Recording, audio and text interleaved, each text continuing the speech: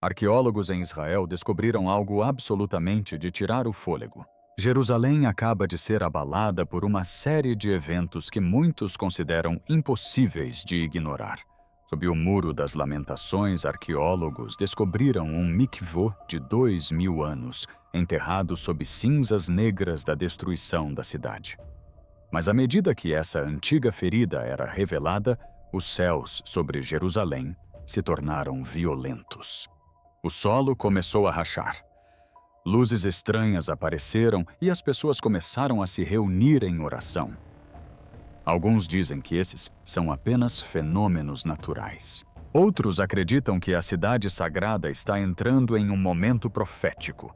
Esta noite vamos explorar 9 sinais que circundam Jerusalém e fazer uma pergunta séria. O mundo está simplesmente assistindo a uma tragédia, ou Deus está chamando a humanidade para despertar? Curta, comente e inscreva-se para mais conteúdo. Agora vamos começar esta jornada de descoberta. Perto da Praça do Muro das Lamentações, arqueólogos descobriram um raro mikve antigo, uma piscina de imersão ritual judaica, que data do período do Segundo Templo. Ele não foi encontrado em uma câmara limpa como a de um museu. Estava soterrado sob pedras desmoronadas, restos quebrados e uma espessa camada de cinzas negras, o tipo de cinza que carrega a memória da destruição de Jerusalém em 70 d.C. Este mikvê foi esculpido diretamente na rocha perto do Monte do Templo, a área sagrada expandida pelo rei Herodes e visitada por inúmeros fiéis antes da destruição romana. Na Jerusalém antiga, banhos rituais como este não eram piscinas comuns, eram locais de preparação. Antes de entrar nos pátios do templo, os fiéis desciam os degraus de pedra, mergulhavam e saíam simbolicamente purificados, antes de se aproximarem da presença de Deus. Dentro do mikvê, arqueólogos encontraram lamparinas de óleo queimadas, jarros quebrados, fragmentos de cerâmica, degraus antigos e cinzas da queda da cidade. Esses objetos são pequenos, mas seu significado é profundo. Um jarro quebrado não é apenas um jarro quebrado quando jaz sob as cinzas de Jerusalém. Uma lamparina queimada não é apenas uma lamparina queimada quando lembra ao mundo uma cidade que outrora brilhava com adoração antes de ser consumida pelo fogo. A descoberta é como uma ferida reaberta sob a cidade sagrada. É como se os momentos finais de Jerusalém tivessem permanecido selados sob a terra por quase 2000 anos, aguardando que esta geração os visse novamente. As pedras estão silenciosas, mas testemunham. As cinzas estão frias, mas ainda guardam lembranças. Lamentações 2:9 diz: seus portões afundaram na terra, diante de um mikvê soterrado sob ruínas. Essas palavras soam dolorosamente reais. Jerusalém foi abalada. Seus lugares sagrados foram destruídos, mas mesmo sob cinzas e desabamentos, a memória da adoração permanece. E essa é a questão mais profunda: por que isso está sendo descoberto agora, em um momento em que o mundo observa Jerusalém mais uma vez? Enquanto o antigo mikvô era trazido de volta à luz, o céu sobre Jerusalém mudou repentinamente. O que começou como uma atmosfera tensa e pesada, rapidamente se transformou em uma tempestade violenta que parecia descer sobre a cidade sagrada com uma força aterradora. Nuvens escuras se acumularam sobre os telhados, pressionando as ruas antigas, o Muro das Lamentações e as colinas ao redor do Monte do Templo. Então, sem aviso, o primeiro relâmpago rasgou o céu. Este relâmpago não caiu em descargas limpas e comuns. A tempestade se estendia lateralmente pelas nuvens, dividindo a escuridão em longas linhas branco-azuladas. Por breves instantes, ruas inteiras se iluminaram como se o dia tivesse retornado. Telhados reluziam, paredes de pedra brilhavam. As janelas refletiam a tempestade como fogo atravessando o vidro. As pessoas que estavam do lado de fora congelaram, pois o céu não parecia normal. Parecia vivo, inquieto e quase furioso. Então veio o trovão. Não estalou uma vez e desapareceu. Ressoou profundamente pela cidade, ecoando entre os prédios, sacudindo janelas e vibrando pelas ruas estreitas. O som persistiu por tanto tempo que muitos moradores o descreveram como se algo enorme estivesse se movendo acima deles. Em alguns bairros, a energia elétrica oscilou repetidamente. As luzes piscavam dentro das casas. Os sinais de celular enfraqueceram. Por alguns minutos assustadores, as pessoas não conseguiam distinguir se a tempestade estava apenas no céu ou se também atingia os sistemas subterrâneos da cidade. Então, começou a cair granizo. No início, em rajadas esporádicas. Depois, tornou-se violento. O gelo atingia carros, telhados, placas e fachadas de lojas com uma força que fazia as pessoas correrem para se abrigar. As ruas rapidamente ficaram brancas sob o impacto. O trânsito diminuiu quase completamente enquanto os motoristas lutavam para enxergar através da cortina de chuva e gelo. Algumas vitrines racharam sob a pressão. Mesas de jardim foram viradas. Persianas metálicas chacoalharam. As pessoas próximas aos antigos caminhos de pedra correram para dentro enquanto o granizo ricocheteava no chão como vidro estilhaçado. O que tornava o momento tão pesado não era apenas a destruição, mas o local onde acontecia. Era Jerusalém, a cidade dos profetas, reis, templos, lágrimas e promessas. Uma tempestade em qualquer lugar pode assustar as pessoas, mas uma tempestade sobre Jerusalém faz o mundo olhar para cima. Êxodo 9. 23 a 24 fala de trovões, granizo e fogo durante as pragas do Egito. Apocalipse 16. 21 adverte sobre grande granizo caindo do céu em um tempo de julgamento. Isso não significa que toda tempestade seja o sinal final, mas nos lembra que o céu sempre usou a criação para despertar os corações humanos. Assim, enquanto o granizo cobria as ruas de Jerusalém, uma pergunta permanecia: seria apenas uma tempestade ou um aviso para orar? Se você acredita que Deus ainda está falando, comente "Eu acredito" e deixe sua fé transparecer. No deserto da Judéia, perto do Mar Morto, a leste de Jerusalém, os primeiros sinais apareceram como pequenas depressões na areia. À distância, pareciam inofensivos círculos suaves no solo seco do tipo que viajantes poderiam confundir com buracos esculpidos pelo vento, mas em poucas horas, esses círculos se aprofundaram. A areia começou a deslizar para dentro. Então, a superfície cedeu, desmoronando em crateras amplas e escuras que pareciam se abrir sem aviso prévio. Testemunhas descreveram o solo como estranhamente instável, como se o deserto tivesse se tornado oco por baixo. Alguns buracos se formaram perto de estradas desertas. Outros apareceram em extensões de terra aberta, onde não havia construções, água visível ou qualquer motivo aparente para o desmoronamento. O silêncio ao redor tornou a cena ainda mais perturbadora. Não houve trovões, tempestades ou inundações, apenas a visão repentina da terra desabando sobre si mesma.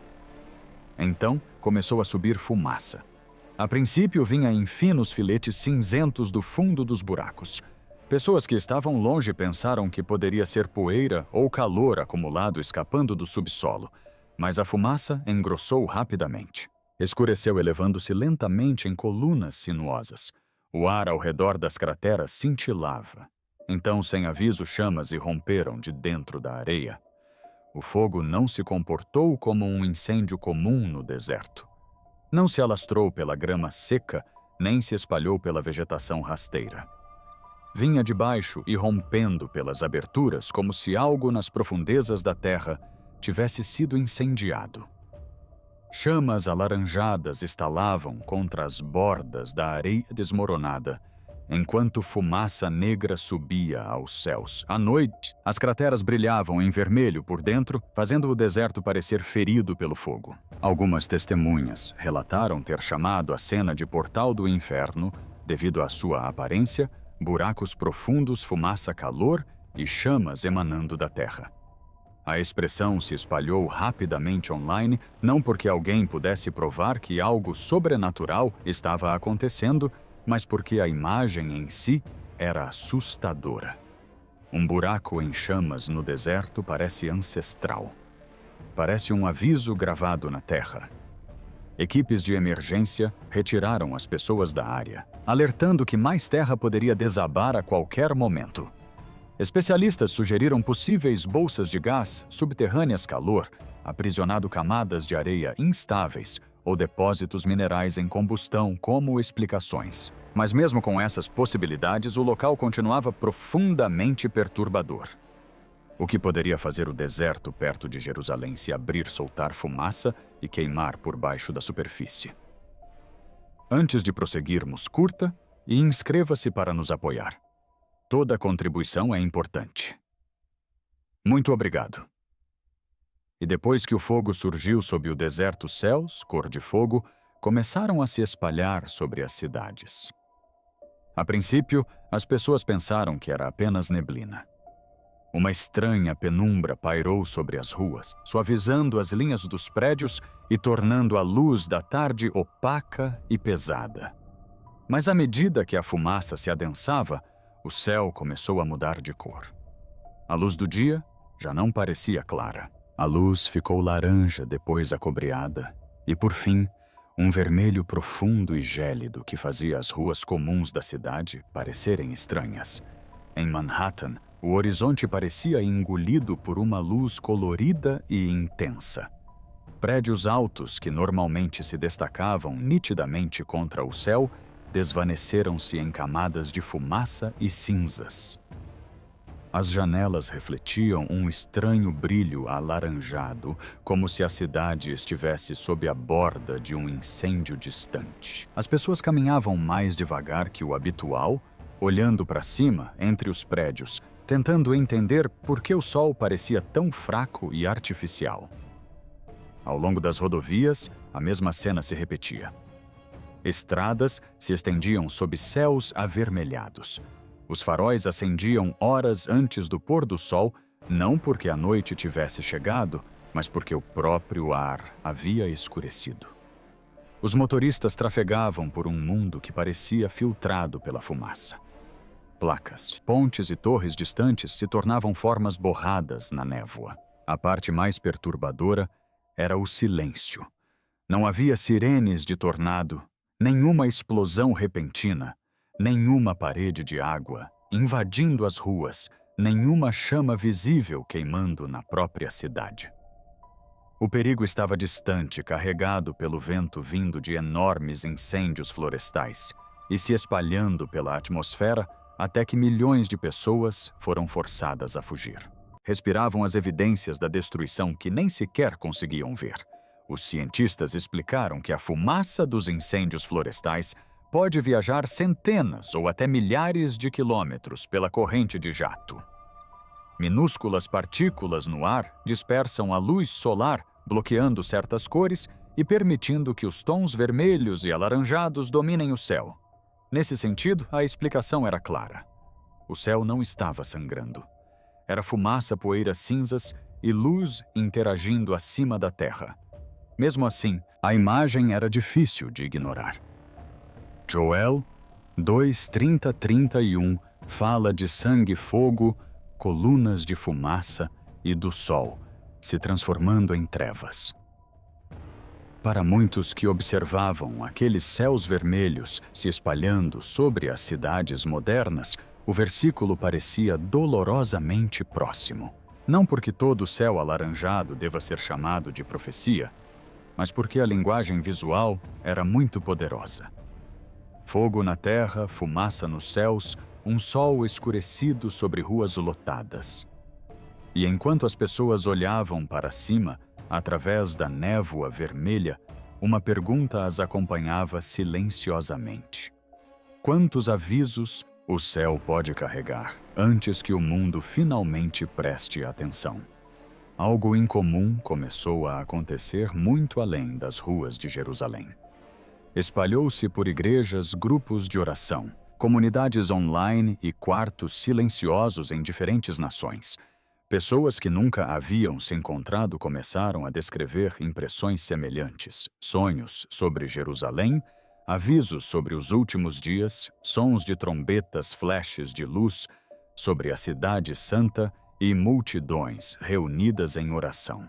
Algumas pessoas relataram ter sonhado que estavam perto do Muro das Lamentações, enquanto um som profundo semelhante ao de uma trombeta ecoava pela noite. O som não parecia música, mas sim um anúncio, como se o próprio céu estivesse chamando as pessoas para despertar. Outras descreveram ter visto uma luz brilhante pairando sobre Jerusalém, não como as luzes comuns da cidade, mas como um brilho que fazia toda a cidade parecer à parte do resto do mundo. Também houve relatos de sonhos com tremores. Algumas pessoas falaram do chão tremendo sob pedras antigas. Outras descreveram prédios se movendo, multidões olhando para cima e pessoas caindo de joelhos em oração. Em muitos desses relatos, a emoção não era apenas medo, mas urgência, a sensação de que a situação estava se tornando crítica e que os corações precisavam retornar a Deus antes que fosse tarde demais. Essas histórias começaram a se espalhar rapidamente. Elas apareceram em testemunhos na igreja, em pequenos encontros de oração, em sessões de comentários, transmissões ao vivo e postagens em redes sociais. Algumas pessoas ficaram profundamente tocadas. Outras foram cautelosas e cautela é importante. Nem todo sonho deve ser aceito cegamente. Nem toda visão deve ser tratada como uma mensagem direta de Deus. As próprias Escrituras advertem os crentes a examinarem todo o espírito e a permanecerem firmes na verdade. Mas mesmo com essa cautela, algo mais profundo não pode ser ignorado. Em diversos lugares, muitas pessoas estão despertando espiritualmente novamente. Estão abrindo suas Bíblias, estão orando com mais seriedade, estão fazendo perguntas que antes evitavam. Estão olhando para Jerusalém não apenas como uma cidade política, mas como um centro profético ligado às promessas de Deus, ao julgamento, à misericórdia e à volta de Cristo.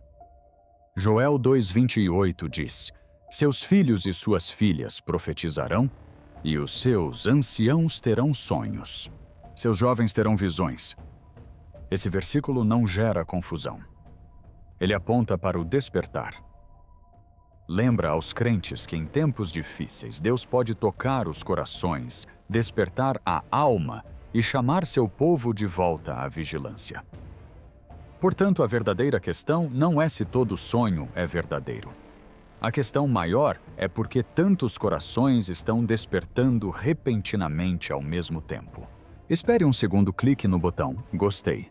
Deixe um comentário abaixo e não se esqueça de compartilhar este vídeo com seus amigos. Muito bem, vamos continuar. Enquanto o céu atraía os olhares das pessoas para cima, as ruas de Jerusalém começavam a contar outra história. Logo surgiram relatos de atividades incomuns dentro da cidade. Altos funcionários, assessores, diplomatas e líderes religiosos teriam chegado a Jerusalém em um curto período de tempo. Comboios de segurança circulavam por áreas restritas após o anoitecer. Certas zonas governamentais sofreram fechamentos repentinos.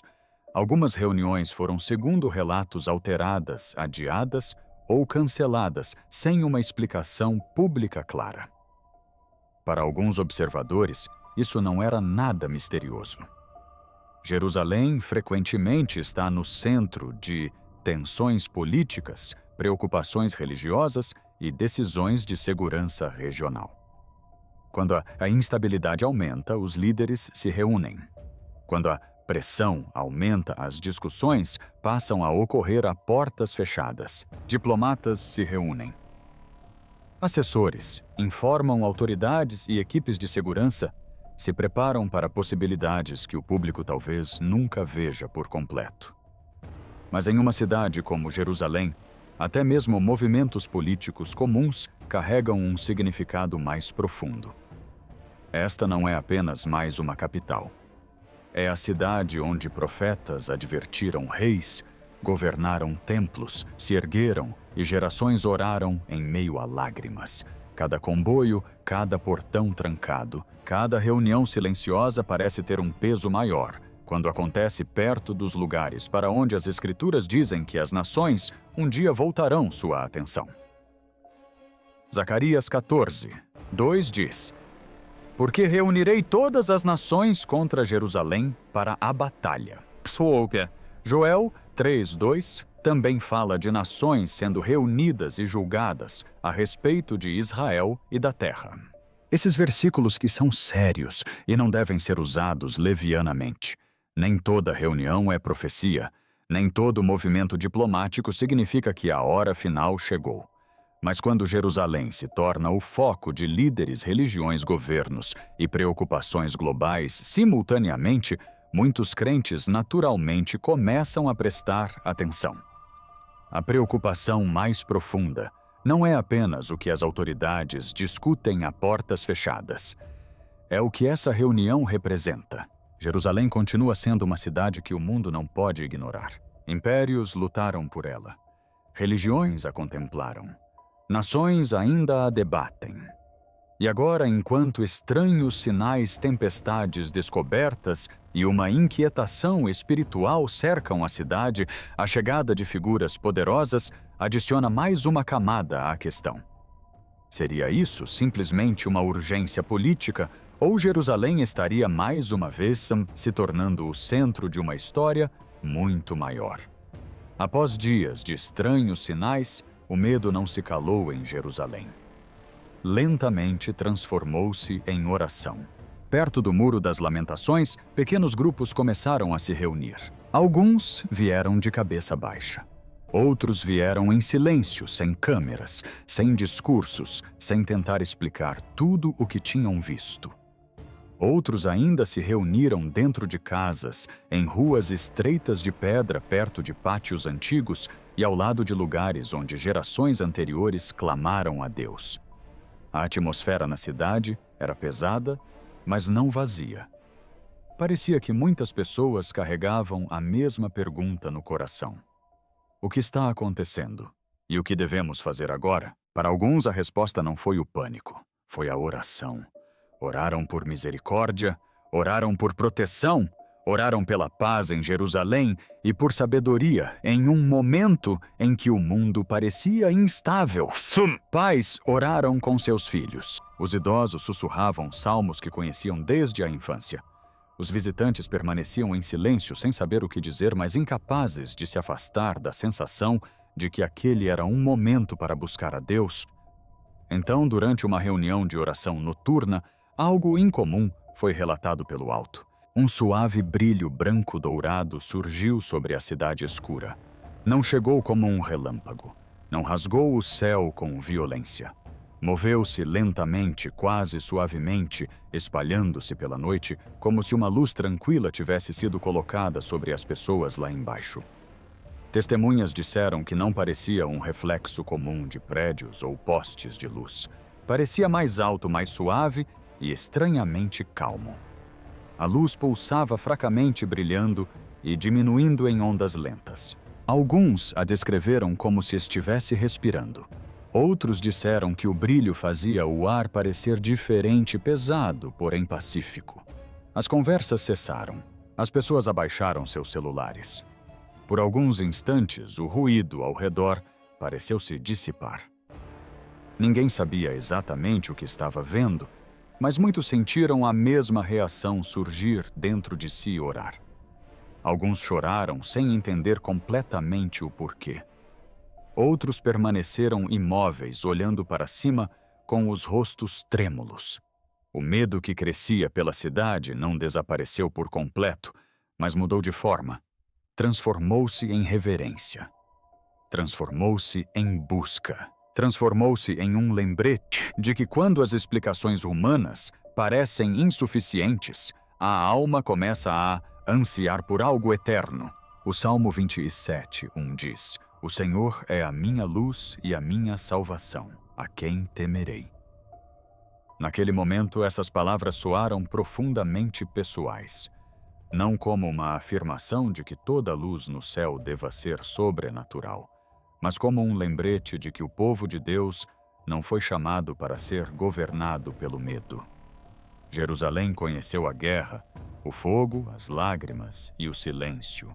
Contudo, repetidas vezes a oração surgiu de suas pedras. E se esse brilho branco-dourado significava algo para aqueles que o viam, talvez fosse isso. Mesmo em uma cidade abalada, os corações ainda podem se voltar para o céu. O vento chegou do deserto como um aviso que ninguém conseguia prever a princípio. Começou como uma corrente seca, atravessando Jerusalém quente, cortante e inquieta. Inicialmente, muitos moradores pensaram que era apenas um vento sazonal comum. A cidade já havia sentido ventos do deserto antes. Tempestades de poeira não eram incomuns na região, mas esta se intensificava a cada hora. O ar se adensou, o horizonte desapareceu. Então, lentamente, a cor da cidade começou a mudar. Poeira vermelha cobria Jerusalém em ondas. As antigas ruas de pedra logo ficaram cobertas por um pó cor de cobre. Degraus, telhados, varandas, peitores de janelas e pedras de oração acumularam finas camadas de poeira do deserto.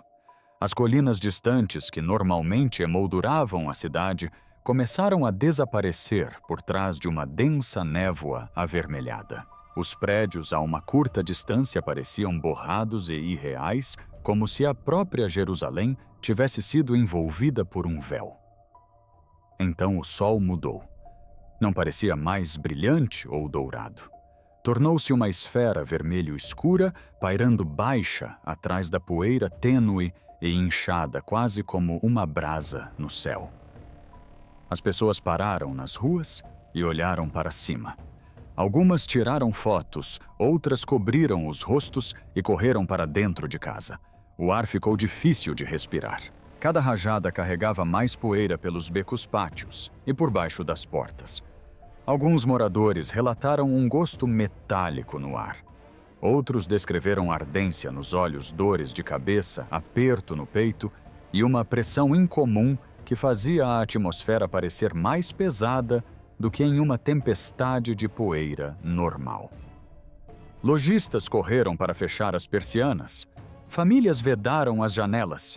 Os pedestres cobriam a boca com panos, enquanto o vento soprava pelas estreitas passagens da cidade velha. Os cientistas apontariam para padrões atmosféricos do deserto, partículas minerais, mudanças de pressão e fortes ventos leste carregando poeira para Jerusalém. Essa explicação importa. Nem todo céu estranho é sobrenatural. Os sistemas climáticos podem se mover com uma força assustadora e o deserto sempre moldou a vida nesta terra. Mas a imagem era difícil de ignorar. Nas Escrituras, o vento leste aparece frequentemente em momentos de julgamento, provação, exposição e mudança. Em Êxodo, um vento leste trouxe gafanhotos sobre o Egito. Em Jonas, um vento leste escaldante açoitou o profeta durante um momento de confronto espiritual. Em Ezequiel, o vento leste tornou-se uma imagem de definhamento e perda. Por isso, essa tempestade de poeira vermelha pareceu tão pesada para muitos que a presenciaram. Não era apenas a cor do céu. Era a sensação de que algo oculto estava sendo revelado. O vento parecia arrancar o conforto da cidade, obrigando as pessoas a parar, respirar fundo e observar novamente o mundo frágil ao seu redor. Jerusalém sempre carregou mais do que história. Carrega memória, profecia, tristeza, adoração e esperança. É por isso que cada evento estranho nesta cidade parece mais pesado do que em qualquer outro lugar. Uma tempestade nunca é apenas uma tempestade quando se ergue sobre ruas onde profetas outrora alertaram. Uma descoberta nunca é apenas uma descoberta quando surge debaixo de pedras ligadas ao templo. Uma reunião de oração nunca é algo comum quando acontece em uma cidade. O mundo inteiro observa. Mas a mensagem desses eventos não deve ser o medo. O medo pode levar as pessoas ao pânico, a discussões e a seguirem qualquer boato sem sabedoria. As Escrituras não chamam os crentes a viverem dessa maneira. Elas os chamam a serem vigilantes, firmes, humildes e fiéis. Jesus advertiu seus seguidores para que vigiassem, mas também lhes disse para não deixarem seus corações se perturbarem.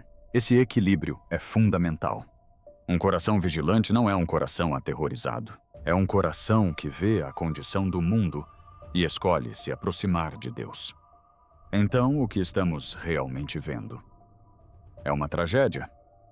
De muitas maneiras, sim. Jerusalém sentiu tremores, tensão e incerteza e um peso espiritual. É um aviso? Talvez.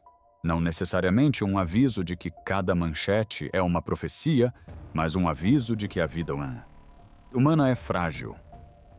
As nações são instáveis e o mundo não pode se salvar apenas pelo poder. Será um chamado para retornar. Essa talvez seja a pergunta mais importante de todas. Joel 2,12 diz: "Voltem-se para mim de todo o coração." Essa é a mensagem por trás de cada sinal, cada medo e cada mistério. Deus não chama as pessoas de volta para si simplesmente para assustá-las. Ele as chama porque a misericórdia ainda está disponível. Ele as chama porque a oração ainda importa. Ele as chama porque o coração humano ainda pode ser transformado antes que seja tarde demais. Jerusalém lembra ao mundo que a história está em movimento. Isso nos lembra que a fé precisa ser mais do que palavras.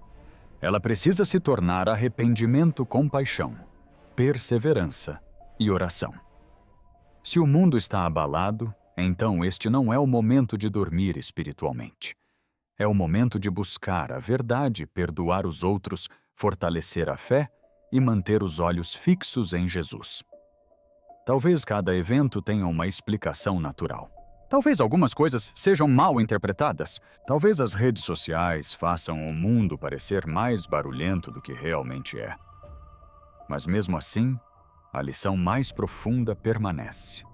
Quando as pessoas sentem o chão sob seus pés se tornar instável, elas começam a buscar aquilo que não pode ser abalado.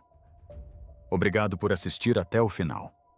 Se esta mensagem tocou o seu coração, curta este vídeo, inscreva-se no canal e compartilhe seus pensamentos nos comentários.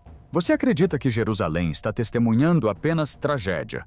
Ou este é um chamado para o mundo retornar a Deus? Para muitos, a reação é imediata e firme. O vídeo é falso.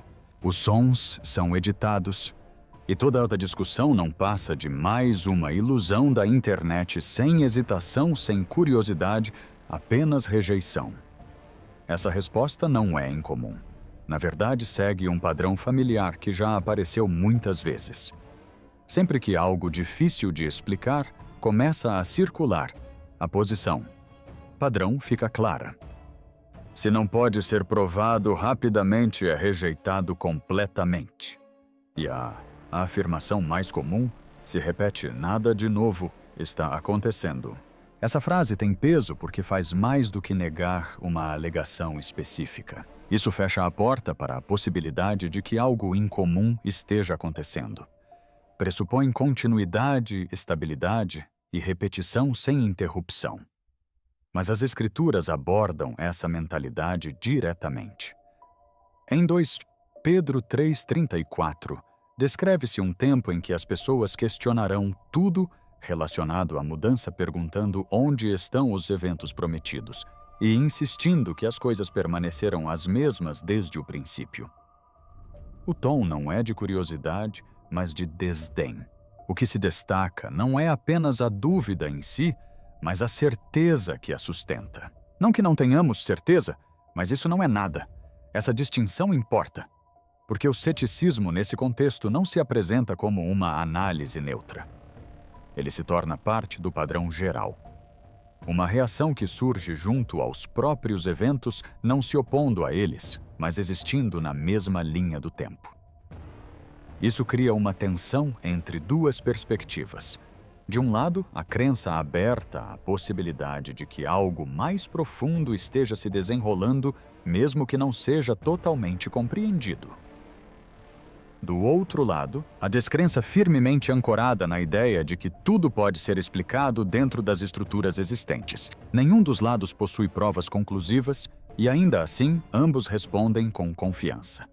Esse conflito não se resume a um vídeo ou um som isolado, ele reflete uma mudança mais ampla que vem se desenvolvendo ao longo do tempo.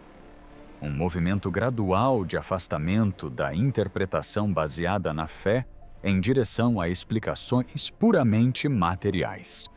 Em muitos lugares, a crença deixou de ser a norma, tornando-se a exceção. O que antes era amplamente aceito agora é questionado. O que antes era considerado fundamental agora é debatido. E nesse processo, a certeza não aumenta, ela se fragmenta. Porque quando múltiplas explicações competem sem chegar a uma resolução à clareza, torna-se mais difícil de manter. A verdade torna-se mais difícil de definir. Não porque desapareça, mas porque fica soterrada sob camadas de interpretação. É aí que começa o verdadeiro desafio. Não se trata de decidir o que é real ou falso num único instante, mas de reconhecer como a percepção pode mudar facilmente quando a dúvida se torna dominante. E se o padrão descrito nas Escrituras se confirmar então o ceticismo, não é apenas uma reação aos acontecimentos, é um dos sinais que surgem juntamente com eles. Ao longo das Escrituras, há uma ideia que se repete. Algumas coisas não desaparecem. Elas são contidas, não destruídas, não removidas, mas mantidas no lugar até um momento específico. Isso introduz um conceito frequentemente negligenciado, eventos que se desenrolam com base em um tempo que transcende o controle humano. Em passagens bíblicas, certas ações são descritas como sendo preparadas para um ponto exato.